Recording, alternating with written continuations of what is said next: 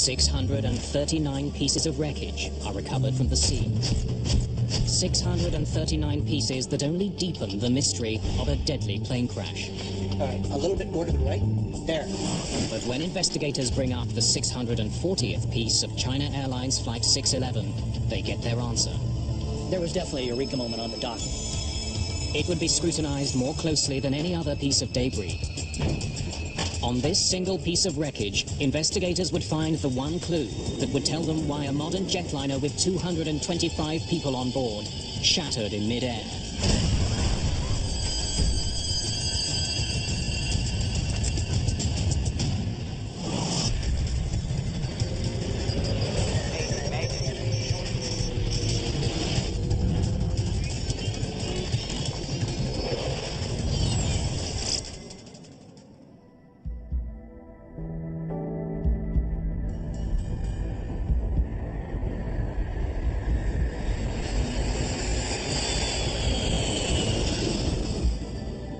Feet. Speed is close to watch it.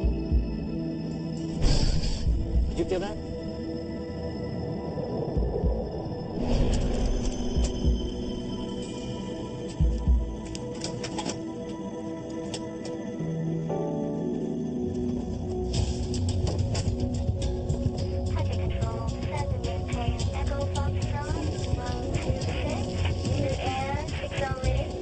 May the 25th, 2002.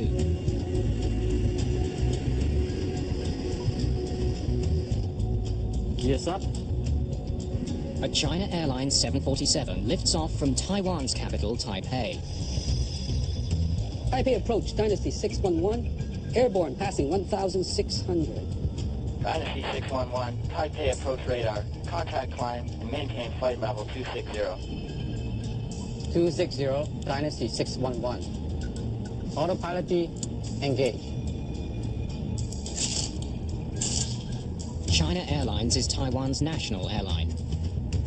There are 225 people on board Flight 611. Today's flight is a short one, 1 hour and 40 minutes across the Taiwan Strait to Hong Kong. This route is one of the most widely traveled on the planet. It makes so much money, it's called the Golden Route. Ladies and gentlemen, the fasten seatbelt sign has been turned off. For your safety, we do recommend that you keep your seatbelt fastened at all times while seated.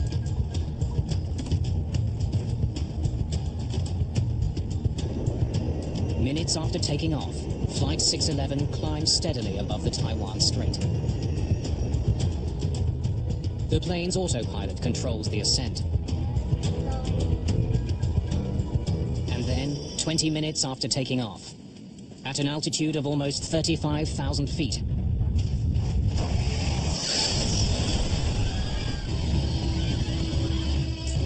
at Taipei Area Control, the flight vanishes from radar. Dynasty 611, Taipei. Dynasty 611, Taipei. I've got a plane off radar. China Airlines 611. Its last known return was east 119.67, north 23.98. Taiwanese authorities quickly launch one of the largest rescue missions in that country's aviation history. 本时段备勤同仁，本时段备勤同仁，请立即至值班室集合。科研麻烦帮我。海顺动幺，海顺动幺，假的方动幺，引导水水打。我同时下达 I gave a clear order that the priority would be searching for whoever was still alive, then bodies, and then, only then, wreckage. 务必全力以赴。 More than 1,000 people take part. Fishing boats, the Coast Guard, and Taiwan's military race out to sea.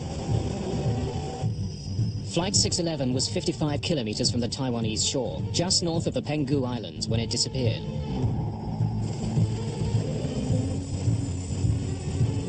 Rescuers find debris floating in the Taiwan Strait. 首先发现大量的 First thing we saw was a great amount of wreckage, including landing gear wheels, napkins, knives, and forks. Wreckage from the plane is spread far and wide. Some items are found on land more than 100 kilometers away in central Taiwan. As the rescue effort continues, Taiwan's Aviation Safety Council begins its investigation into the crash of the 22-year-old plane. 747-200, delivered August 2nd, 1979. Kay Young is the managing director of the ASC. He'll be leading the investigation.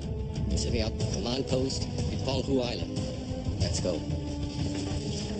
China Airlines have had very, very poor safety record. As a matter of fact, it was considered one of the worst in the world. Typically, it had like one major accident every 4 years. This particular investigation was by far the most difficult one. And one of the reasons why was it's an ocean floor.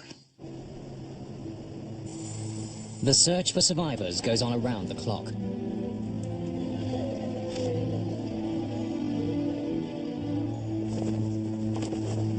There were 225 people on the airplane. Nobody is found alive.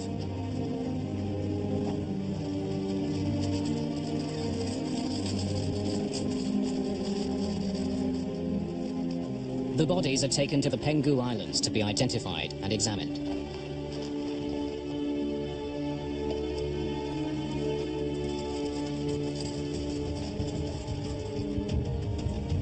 Since the accident involved an American-made plane, the NTSB joins the investigation. A team of investigators is dispatched to Taiwan. They'll be led by John DeLisi in Washington. We have a very good working relationship with the ASC, the Aviation Safety Council of Taiwan, so we knew that they would ask for and welcome our assistance in the investigation.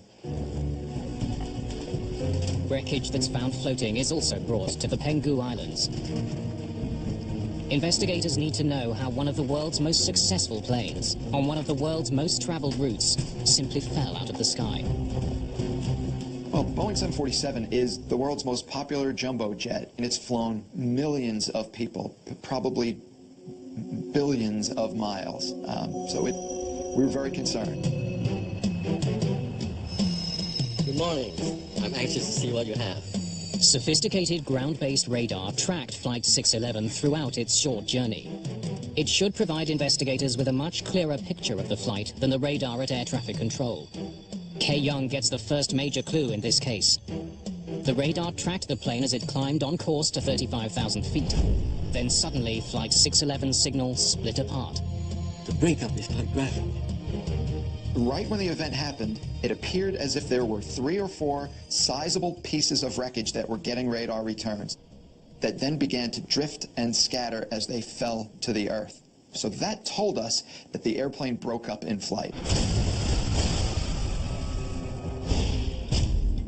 Investigators now must turn their attention to finding out what caused that breakup. There's all kind of theories about, what seems to be happening of that particular aircraft. We knew that something massive had happened suddenly, without warning. It doesn't take long for the media to consider a sinister possibility. That Flight 611 was shot down. China and Taiwan have a combative relationship. China has fired missiles towards Taiwan in the past. There's suspicion in the media that China shot down Flight 611. There were a lot of theories about, it was shooting down by enemy fire. Only 8 months earlier, a Siberia Airlines flight with 78 people on board was shot down over the Black Sea. It was accidentally hit by a missile fired from Ukraine during a training exercise. On the day of the China Airlines crash, China was conducting military exercises in the Taiwan Strait. But officials there insist no missile was launched towards Flight 611. None of the wreckage recovered so far has any of the telltale signs of being hit. And there's no evidence on radar that there was ever a missile heading for Flight 611. Once the evidence began to come in, it very quickly ruled out a missile, much the same way that it ruled out it being a mid-air collision. There were no other objects in the air near the airplane. Few things would cause a plane to break up in mid-air. One of the big ones is a bomb. Medical examiners check the bodies that have been recovered for burn marks and shrapnel. They find none. The plane's metal skin would be torn and curled in a very particular way if there had been a bomb on board. Investigators find no such damage on any of the pieces. But to rule out a bomb, they'll have to find more wreckage. I think that'll be it for floating wreckage. The team from the NTSB arrives in Taiwan. Morning, I'm Clint Crookshanks from the NTSB. Hello. Good to see you, gentlemen. I'm afraid we still don't have much. Clint Crookshanks is a structural engineer who knows the 747 intimately. I didn't have any preconceived notions. This was my first major accident working for the NTSB. We are not getting much from the floating debris. In-flight breakup. That's all we know. Taiwan's Civil Aeronautics Authority doesn't take any chances. They ground all of China Airlines 747-200 series planes until they can be inspected for mechanical flaws. This puts added pressure on investigators to find out what happened. Thank you for bringing these. To the NTSB, this accident seems to have a lot in common with one of the world's most studied plane crashes. That of TWA Flight 800, 6 years earlier. Like the China Airlines flight, it broke into pieces while still climbing. That plane crashed into the Atlantic shortly after taking off from New York. TWA Flight 800 was the biggest investigation the NTSB has ever done. Lasted about 4 years. The painstaking investigation uncovered a design flaw with the 747. Wiring near one of the plane's fuel tanks could spark and ignite the fuel in the tank. Investigators conclude that's what likely caused the crash. Investigators are struck by similarities between the two flights. Both were 747s. Both disintegrated without warning while still climbing. Both flights took off in very hot weather. The heat may have caused Flight 800 to explode. That plane sat on the tarmac with its air conditioning running. Investigators believe hot air from the air conditioner overheated the plane's fuel. The early evidence is pointing to a repeat of TWA Flight 800. So it looks really very, very similar. So therefore, our immediate focus was essentially the central fuel tank. 3 weeks after the crash, the Yan Steen, a sophisticated salvage vessel, arrives in the Taiwan Strait. It's equipped with divers, a diving chamber, and a remote-operated submarine, complete with sonar and video cameras. The NTSB were tasked with manning the recovery vessel and watching video screens from the ROV. Using sonar, investigators have located the wreckage of Flight 611 deep underwater. All right, to the right a bit. Clint Crookshanks knows all the pieces that make up a 747, but he's never seen them like this. It was really quite a shock when I first saw pieces on the floor of the ocean. With only the lighting of the ROV to guide you, you would notice something that looked like an airplane part. The ROV would then circle around the part, looking at it from all angles. Crookshanks' job is to help the Taiwanese identify specific airplane parts among the wreckage. I think it takes a different kind of mind to be able to look at a mangled part and kind of straighten it out in your head to really determine where it comes from on the airplane. All right, a little bit more to the right. All right, go back. There, okay, that's definitely a piece of wing. Let's mark it. Once a piece is identified, its GPS coordinates get recorded. The GPS mapping tells investigators that the debris is spread out over 325 square kilometers. It will be difficult to track down specific pieces of the plane. 25 days after the crash of Flight 611, the plane's 2 black boxes have been found. One contains voice recordings of conversations in the cockpit. The other, data from the plane's flight computer. Either could hold the clues that will reveal what happened during the final minutes of the flight. If the answer is on the tape, investigators may not have to bring up more wreckage to the surface. The data is critical. Everybody ready? Investigators begin with the plane's cockpit voice recorder. They hope that the pilots will have said something to each other about an emergency on board. Welcome aboard, China Airlines. The recording begins about 10 minutes before the plane took off. 20. Preparations for the flight sound normal. Okay, after start checklist. After start, anti-ice. The crew checks all their systems and runs through standard checklists. Off. Off. It was very, very experienced crew. Both the captain and the first officers were quite seasoned. Dynasty 611, runway 06, wind 050 at 9 are cleared for takeoff. Clear for takeoff, Dynasty 611. Takeoff.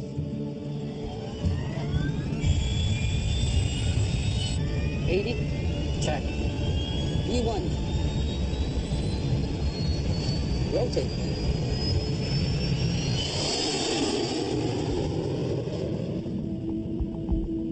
Flap 5.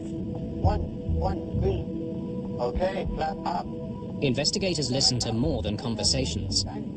They also want to hear if the plane itself was making any unusual sounds. Noises on the cockpit voice recorder can either be audible spoken words that are recorded by a microphone, or they can be structural discrepancies that are picked up by the microphone.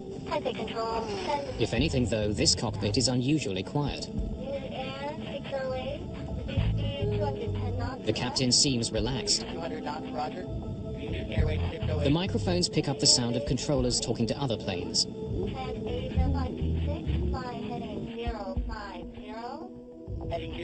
In the moments before the disaster, nothing seems wrong. There are no unusual sounds. The final words spoken in the cockpit are from Captain Yi Ching-fung. 2,000. He calls out the distance to their cruising altitude. That's followed by the sound of a chime, alerting the crew that they're nearing 35,000 feet. And then the cockpit microphone picks up the sound of the plane breaking apart. Half a second later, the recording stops.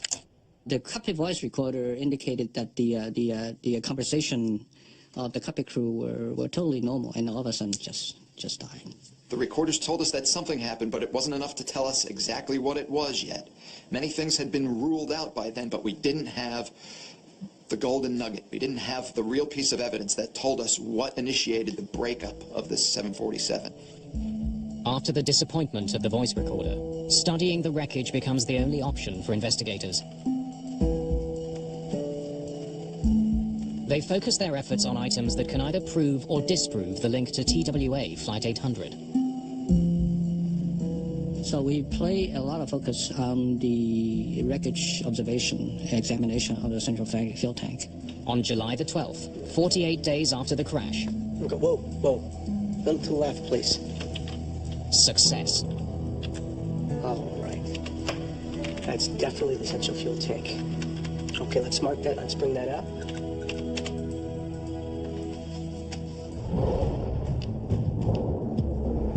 The tank joins the sea of wreckage piling up at the pier. Investigators study it closely for any evidence that it exploded. If it did explode like the TWA tank, it would be curled and twisted. And the metal would be bent outwards. But this fuel tank is different. And we found the central fuel tank was relatively intact. And it's crumpled inwards. Unlike the tank for the TWA flight, there's no soot. There would be if the jet fuel inside had ignited. So at that time, we pretty much ruled out it was the cause of the central fuel tank. The wreckage recovered so far has also forced investigators to abandon another theory, that a bomb brought down the plane. None of the wreckage showed any evidence of sooting, any kind of explosive damage. The China Airlines crash was neither a repeat of TWA Flight 800, nor a deliberate bombing. Investigators are running out of leads. As more wreckage is identified and recovered, investigators find an intriguing clue.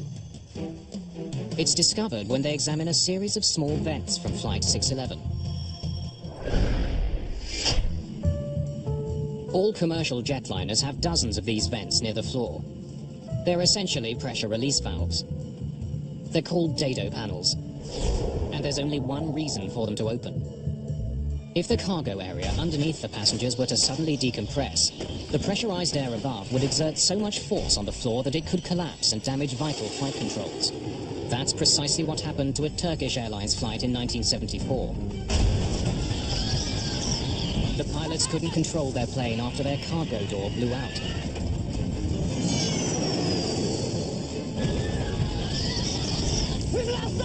If the floor on that flight hadn't collapsed, the pilots may have been able to save the plane.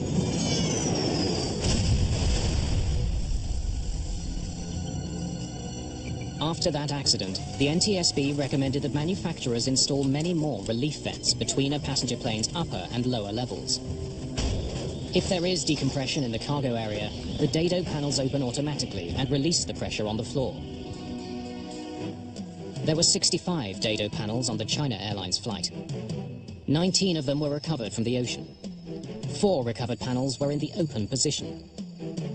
It tells investigators that there must have been a sudden loss of pressure beneath the passenger cabin.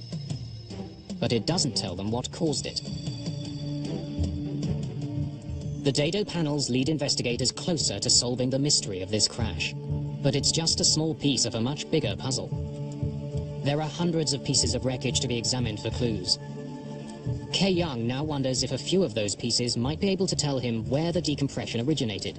I've been reading about the trajectory analysis you did on Flight 800. I'd like to try it. Ballistic trajectory analysis is a technique that US investigators use to figure out how TWA Flight 800 disintegrated.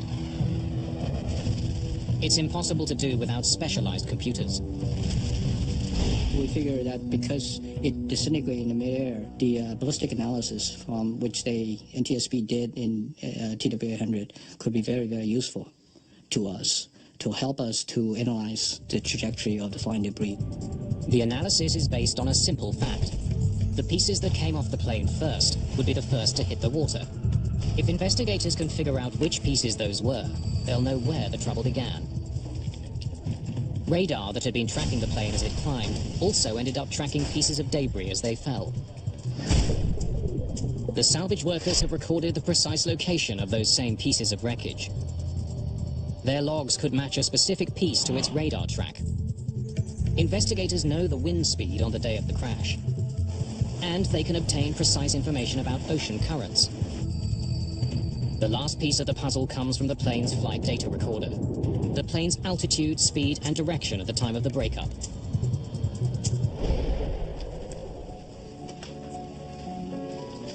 As they're brought to the dock, every single piece of wreckage has been logged and numbered for identification.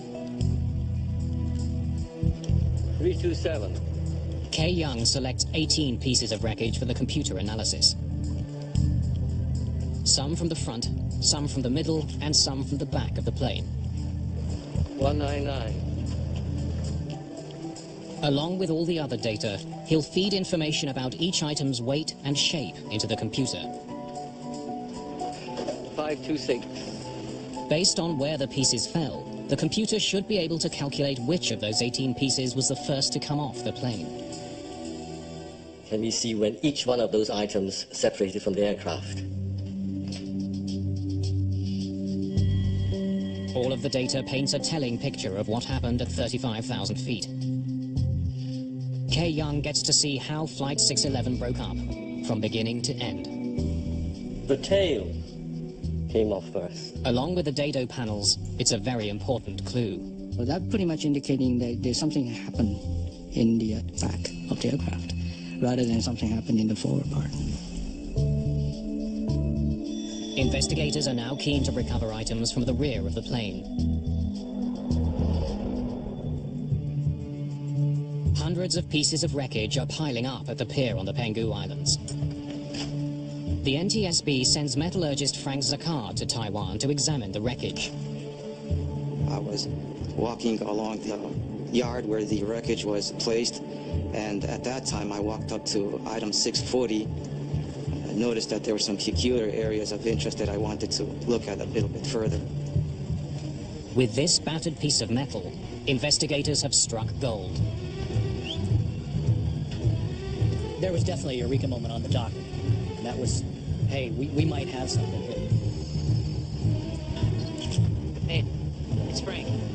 think we found your golden nugget. Item number 640 would give investigators a revealing glimpse into the past and lead them to conclude that the crash of Flight 611 actually began 22 years earlier.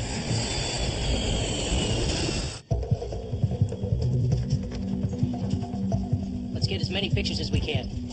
The massive piece of fuselage that has caught Frank Zakar's attention is exactly what investigators have been searching for. It includes a piece of the belly, the sidewall, and the rear cargo door.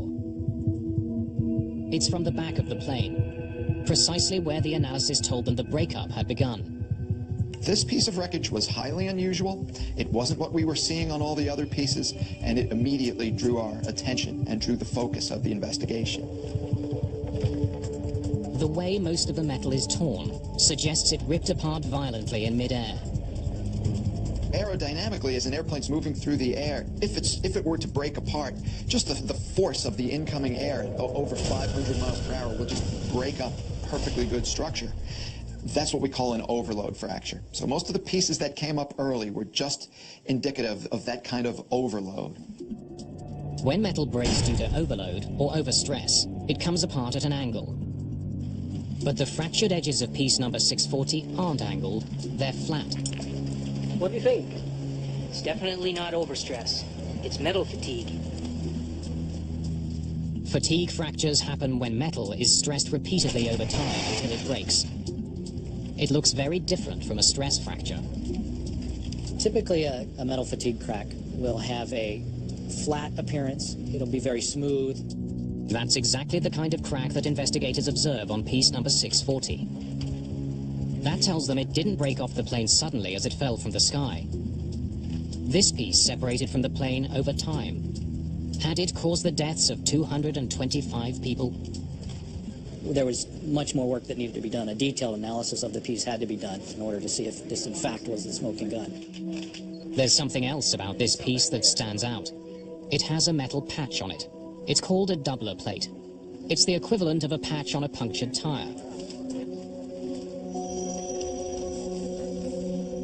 It's not unusual to find numerous doubler plates on older planes like this one. A doubler plate is like a patch that you put over fuselage skin. If there were to be a tear or a blemish, a crack identified, you'd want to repair the fuselage back to its original strength, and one way to do that is to put a doubler plate or a patch right over the existing structure. At some point, this section of the 747 had been repaired. Investigators need to know why it was fixed and how that was done. We're looking for repair to the aft lower lobe. Whatever it was big. Investigators sift through 22 years of documents. But the records are sketchy. Finding details on one particular repair could take time.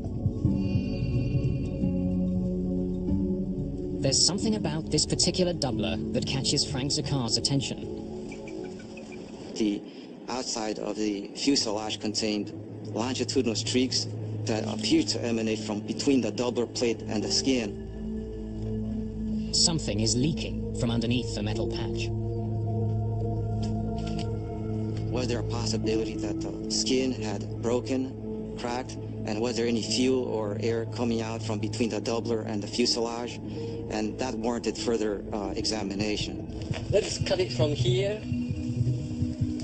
to here and send this piece to Chongshan. In order to see what's underneath the doubler, a large section of piece 640 is sent to a lab. No evidence has been found of structural or mechanical problems with Boeing's 747-200 airplanes. Taiwanese aviation officials have no reason to keep the planes on the ground. The Chongshan Institute of Science and Technology is a military research facility. It's at the forefront of Taiwan's space program.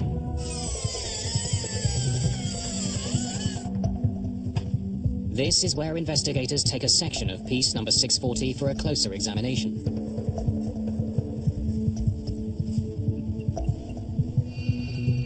The NTSB's Frank Zakar finds a telling clue on the crack itself.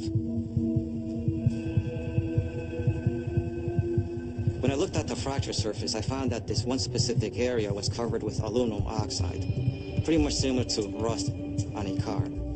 Years of exposure to oxygen changes the color of metal. The discoloration tells investigators that this particular crack at the rear of the airplane has been there for a very long time. Then, when the doubler is finally removed, investigators get a look at the aluminium skin underneath. They're intrigued by what they see. When we disassembled the doubler plate from the skin, we noticed that there were some fairly long gouge marks. This is beyond the kind of damage a doubler is meant to patch. That was an aha moment that we might have something here. The search of the plane's documents also pays off. The records contain a very short reference to a mishap 22 years earlier, when this plane was only 6 months old. Speed is low, sir. Watch it. Its tail scraped the runway while landing. Did you feel that? It happens when a plane lands or takes off at too steep an angle. It's called a tail strike. 009, Hong Kong Tower. We observed smoke and sparks from your tail on landing. Roger, Hong Kong Tower. We'll have that looked at. Tail strike, sir. I better log that. It is a relatively common occurrence. It's not a good thing. Some airplanes even have what's called a bumper in that portion of the aft fuselage, so that if the tail ever does get too close to the ground, instead of sacrificing skin from the fuselage, you might have the sacrificial bumper that will take that wear. Tail strike damage is routinely repaired. Investigators want to know how China Airlines went about fixing the plane. They can only find a brief mention of the repairs that were done in the plane's logbook. That's all there is? That's all we could find. There's not a lot of detail in China Airlines records. China Airlines indicating they could not find any of those documents. And when we start looking for it, we could not find any. And they said it probably got lost. The documents that do exist show that the day after the tail strike, China Airlines did a temporary repair. Workers attached a large aluminium plate over the damaged area. What do we know about the permanent repair? It doesn't get much better. A more permanent repair was to be carried out within 4 months. This is what we got. The maintenance records indicated that the permanent repair was done in accordance with Boeing recommendations in their structural repair manual. Evidence that we uncovered indicate that the repair was not done per the Boeing repair manual. According to the manual, many of the scratches on the plane were too deep to be repaired. The entire damaged section should have been cut out and replaced. You have to follow certain procedures, and the Boeing structural repair manual indicating very clearly what you should do, step by step. 22 years later, investigators can tell that for some reason the damaged piece was not replaced. The scratches from the tail strike are still there. China Airlines engineers tell investigators that the scratched area was too large to cut out, so they sanded the scratches down instead. In the event of scratching, it depends on how deep the scratches are. If they're not very deep, they can be blended out. But if the scratches are too deep, the repair technique that's called for is to actually cut out all of the scratched material and then design a doubler patch that's larger by a big percentage of the structure that was originally removed. The scratches weren't sanded down or cut out. They're still there. Maintenance workers then made one final mistake. They put the doubler plate right over the scratched material. The doubler plate that they put on was not 30% larger than the affected area. In fact, it was barely, maybe not even in certain locations, larger than the area that was scratched. Even though the repair wasn't done according to Boeing's instructions, the way it was logged made it seem like it was. So for 22 years, anyone reading that entry would assume the damaged area had been cut out as it should have been. Pieces were really starting to fall into place now. Once we saw this piece of structure that had the fatigue cracks in it, and we realized that it came from a structural repair that was not done properly, that was left to fly for 20 years. Airborne passing 1,600. Things began to make sense. By covering an improper repair with a doubler, and then documenting the repair as meeting Boeing's standards, the workers made their mistake impossible to detect. What was so insidious about this improper repair was that the doubler plate hid all of the damage. So if you weren't there watching them do this repair improperly, you wouldn't know that it was done improperly. You would have assumed that the structure underneath had been cut out the way it was supposed to. And every time the plane took off over the next 20 years, the concealed problem got worse and worse. The air inside a commercial airplane is pressurized. As the plane climbs, air is forced into the cabin to keep the pressure inside the plane greater than the pressure outside. It's like inflating a tire. The inside air pushes against the plane's skin. Each time the airplane pressurizes, pressure built up inside the fuselage of the airplane, that crack could open up for a certain amount of inches or microns or millimeters. The plane's skin expanded and contracted a little bit every time. Because they weren't properly repaired, the cracks grew and spread.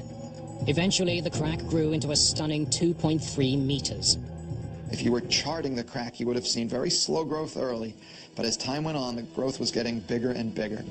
A small scratch had grown into an enormous problem.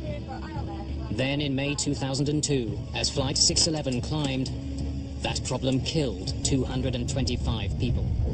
As the airplane climbed in altitude and the fuselage was pressured, that put enough strain on this growing crack that it reached its critical length. And from there, it just spread like a spider web. It went in all directions, and it probably looped all the way around the fuselage to the point where the entire aft section of the airplane just broke off from the rest of the structure. The plane went into a steep dive. The force of the air on what was left of the plane quickly ripped it to pieces. Investigators know that an unseen crack caused Flight 611 to break apart.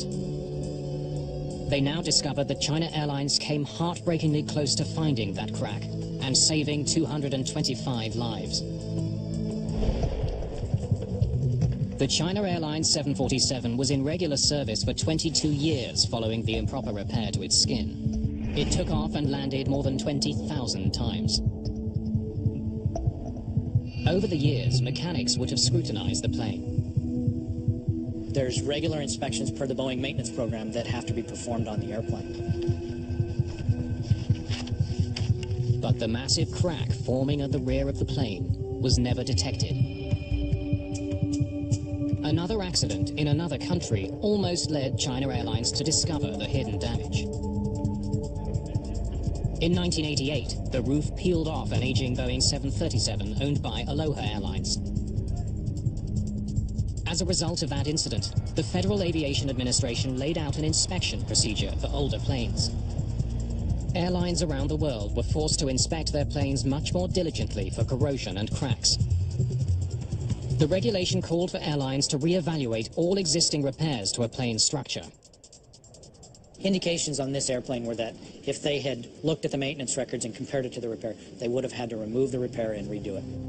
China Airlines took the first steps of the new procedure in 2001, a year before the accident. The airline identified and photographed 31 different doublers on the 747, including the one over the catastrophic crack. Those pictures show investigators that China Airlines overlooked a vital clue that could have warned them of the looming danger. We examined the photographs that China Airlines took of the repair and noticed that there was some issues that may have warranted further investigation. Investigators see a dark brown stain on the outside of the plane. It's the same mysterious staining that led Frank Zakar to suspect there was a hole behind the doubler when he first saw it on the pier. So why hadn't this stain raised alarms before the crash? For years, passengers on China Airlines' doomed 747 were allowed to smoke. They filled the pressurized air with nicotine. The smoke was being forced out through the crack at the rear of the plane. Over time, that smoke left a nicotine stain on the outside of the plane. It was very vivid. Any experienced maintenance engineer be able to spot it right. I mean, smoking hadn't been allowed on China Airlines for 7 years before the crash. It tells investigators that the crack in the plane had been there for at least that long. But instead of investigating the source of the staining, we need to conduct the new inspection when we do our next major check. China Airlines scheduled the second part of the FAA's procedure, a detailed inspection of the repaired areas. And that would be the 7C check, currently scheduled for November the 2nd, 2002. But the 747 never made it to November 2nd, 2002. It came apart over the Taiwan Strait 5 months before the inspection that would have undoubtedly uncovered its hidden flaw. Investigators want to prevent a similar accident from ever happening again. They recommend that aviation agencies around the world immediately inspect repairs for any possible hidden damage. We were no longer going to accept just a quick write-up that the repair was done properly. If the repair didn't have all the necessary documentation to allow us to know it was done properly, we were requiring operators to take doubler plates off and do a visual inspection of the structure underneath. The National Transportation Safety Board issues its own recommendations. The board asks that maintenance personnel be warned of the consequences of hiding the kind of damage that could lead to the structural failure of an airplane. The moral of this story is that the repair has to be done properly. As a mechanic, when you're doing work on an airplane, you're not thinking about the people who might be flying on that fuselage 20 years from now, but their safety depends on you doing the repair properly. China Airlines has revised the way its fleet is inspected and maintained. Its safety record has improved dramatically since the crash of Flight 611. Investigators also proposed the development of new tools that would allow mechanics to detect damage behind a doubler. Such tools are being used today. Boeing developed a non-destructive procedure that can find cracks in the fuselage underneath the doubler. That device uses ultrasound, sound waves that travel through metal. It can reveal damage underneath a doubler. It's the same technology that allows doctors to observe a fetus while it's still inside the womb. The device would have been able to detect the crack behind Flight 611's doubler plate. But the technology has some limitations. A great number of hours are required just to do one specific area of the airplane, but the technology is getting better. The problems that led to the China Airlines disaster are not going away.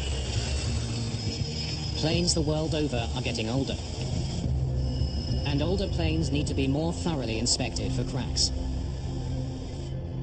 6 years after the China Airlines crash, Southwest Airlines in the United States was hit with a record-breaking fine. $10.2 million for missing inspections designed to find cracks. The finding of Southwest brings back into focus how important it is to do maintenance properly on an airplane.